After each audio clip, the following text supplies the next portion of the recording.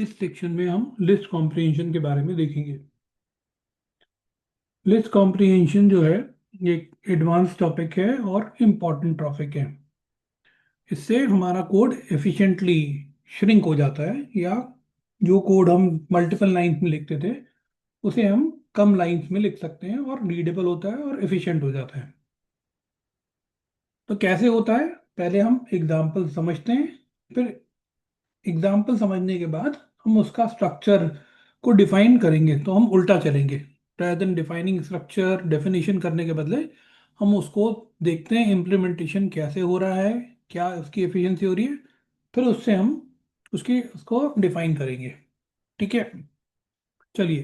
तो अगर हम मान के चलें कि हमारे पास एक लिस्ट है, L1 इक्वल टू 1 2 3 और 4। ठीक है, और हमारा जो एक्सपेक्टेड आउटपुट है, हम चाहते हैं कि इससे एक नई लिस्ट बन जाए जो कि इस लिस्ट के एलिमेंट की स्क्वायर हो। जितने भी एलिमेंट आए नई लिस्ट के, वो पहली वाली लिस्ट के एलिमेंट का स्क्वायर हो। जैसे कि ये, तो पहला एलिमेंट L2 का 1 है, जो कि 1 L1 का फर्स्ट एलिमेंट का स्क्वायर 1 है। ऐसे ही 4 2 का स्क्वायर है, 9 3 का स्क्वायर है, 16 4 का स्क्वायर है। वैसे बिना लिस्ट कॉम्प्रिहेंशन के अगर करना हुआ तो ये 3 स्टेप लगेंगे। पहले तो हम एक ब्लैंक लिस्ट डिफाइन करेंगे, L2 ऐसे। दूसरा हम फॉर लूप लगाएंगे, फॉर एक वेरिएबल लेके इन L1, और यहाँ बोलेंगे ये जो x है इसे मल्टीप्लाई करो इससे खुद से, और इसको कहाँ पर अपेंड कर दो, L2 के अंदर अपेंड कर दो। तो उसके लिए हम यूज करेंगे L2 डॉट अपेंड, ऐसे करके। तो यह 3 लाइन के कोड से हमारा काम हो जाएगा। उसको वैलिडेट करने के लिए हम यहाँ प्रिंट करा के देख लेते हैं L2 को।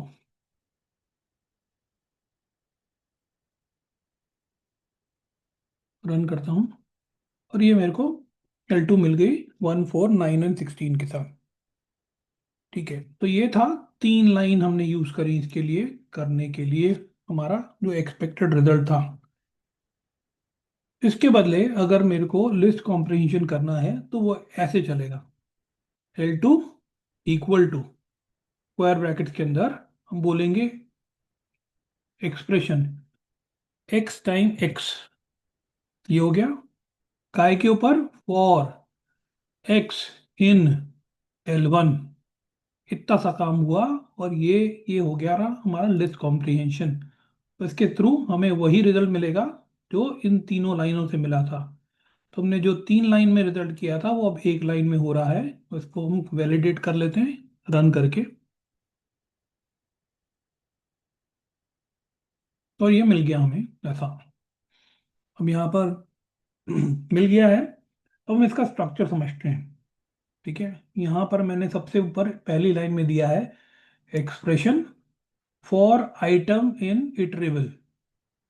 इफ कंडीशन वाला केस बाद में देखेंगे, पर सिंपल अभी ये देखते हैं expression for item in iterable.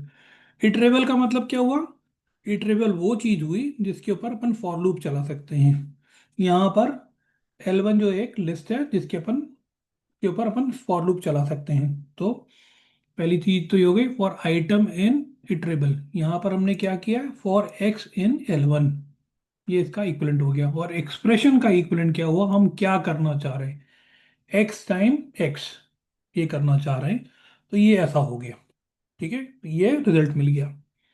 अब इसको समझने के लिए, एक्सप्रेशन से अगर कंफ्यूजन हो रहा है तो मैं इसकी डेफिनेशन अगर थोड़ा चेंज कर दूं, कि डेफिनेशन क्या, कि हम चाहते हैं, हम रिजल्ट थोड़ा डिफरेंट चाहते हैं। तो हम रिजल्ट ऐसा चाहते हैं कि जो भी आए हमारा, तो पहली वाली जो लिस्ट है उससे जो सेकंड वाली लिस्ट हो, उसमें हर एक एलिमेंट में 10 ऐड हो जाए। तो जैसे कि ये 11 हो जाए, ये 12 हो जाए, ये 13 हो जाए, और ये 14 हो जाए। तो यहाँ पर अगर हम 3 लाइन से करते तो कैसे करते, इसको यहाँ वाली को कमेंट करता हूँ, कैसे करते हैं यहाँ पर। यहाँ पर x प्लस 10 कर देते। ठीक है, तो हमें ये रिजल्ट मिल जाता। रन करके देख लेते हैं, तो 11 12 13 14 हो जाता।